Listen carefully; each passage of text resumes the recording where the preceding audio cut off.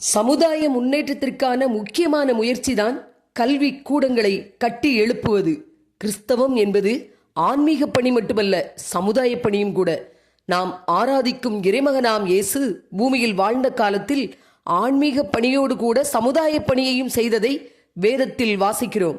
அந்த வகையில் நம்முடைய பள்ளி கட்டடத்தை புதுப்பிக்க முயற்சி எடுத்த நம் மண்ணின் மைந்தர்களாலும் எழுந்து கட்டுவோம் வாருங்கள் என்று சொல்லி அந்த நல்ல வேலைக்கு தாராளமாய் ஏராளமாய் கொடுத்த நல்ல உள்ளங்களாலும் பள்ளியின் தலைமை ஆசிரியர் பென்யமின் பிராங்க்லின் மற்றும் சக ஆசிரியர்களின் பங்களிப்புகளாலும் சபையின் கேட்டிஸ்டுடைய ஒத்துழைப்பாலும் மொத்தத்தில் பலருடைய வியர்வையின் விளைச்சலால் புதுப்பிக்கப்பட்டு மகிமையாய் எழும்பி நின்ற நம் பள்ளி, நம்முடைய பள்ளியின் தாளாளர், சேகர சேர்மன், சேகர குருவானவர், சபையின் கேட்டிஸ்ட், பள்ளியின் தலைமை ஆசிரியர் மற்றும் ஆசிரியர்கள் கலந்து கொள்ள நம்முடைய ஊரின் பெரியவர்கள், சபையின் மூப்பர்கள், தாய்மார்கள் கலந்து கொண்டு ஜெபித்து தேவனுடைய நாம மகிமைக்காக மறுபடியும் புத்தாக்க பிரதிஷ்டை செய்யப்பட்டு திறக்கப்பட்டது நம் பள்ளி.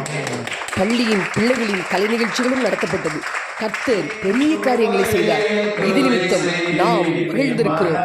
நம் தேவன் சிதிலங்களிலும் சித்திரம் செய்பவராயிற்றே, அவருக்கே கனமும் மகிமையும் என்னென்றைக்கு முடித்தாவதாக.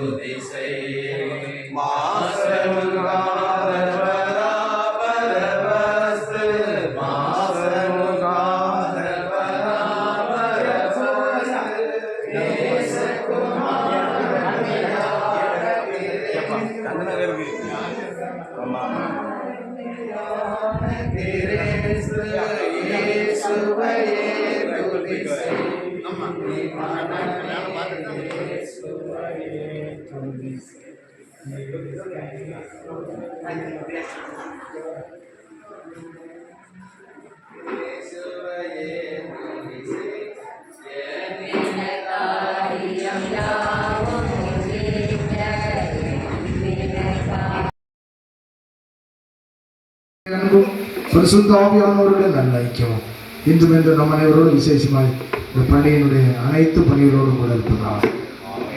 நாத்துமாவே கர்த்தரை ஸ்தோத்திரி, நாத்துமாவே கர்த்தரை ஸ்தோத்திரி, கர்த்தர் செய்த சகல நன்மைகளுக்காக. ஆமென். எல்லாருக்கும் வாழ்த்துக்கள்.